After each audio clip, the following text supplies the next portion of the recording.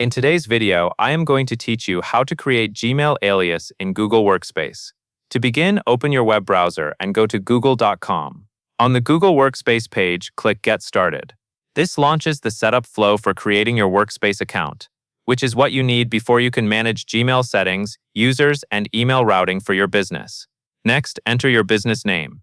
Then choose the number of employees. This helps Google tailor the setup to your organization size, and it also affects how many user accounts you may want to create later.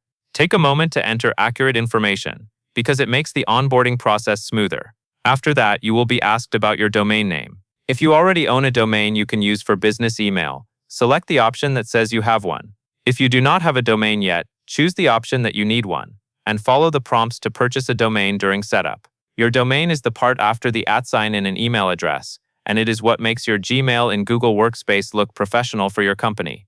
Now you will create your main user account by choosing a username and setting a password. Use a username that is easy to recognize and consistent with your naming format. For your password, make it strong and unique and store it securely. Avoid reusing passwords from other services. Next, select a plan. Business Starter is a common entry-level choice for many small teams, and you can upgrade later if your needs change. Continue through checkout to complete your subscription, and then sign in to your new Google Workspace admin console when prompted. Finally, connect Gmail to your domain so email works correctly. Log into your domain provider, such as the company where you purchased your domain. Find your DNS settings, since this is where email routing records are managed. Back in the Google admin console, choose the option to activate Gmail.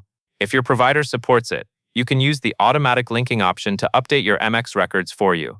If you see any prompts to confirm changes, follow them carefully and save your updates. DNS changes can take some time to fully apply, so allow a little while for email delivery to start working.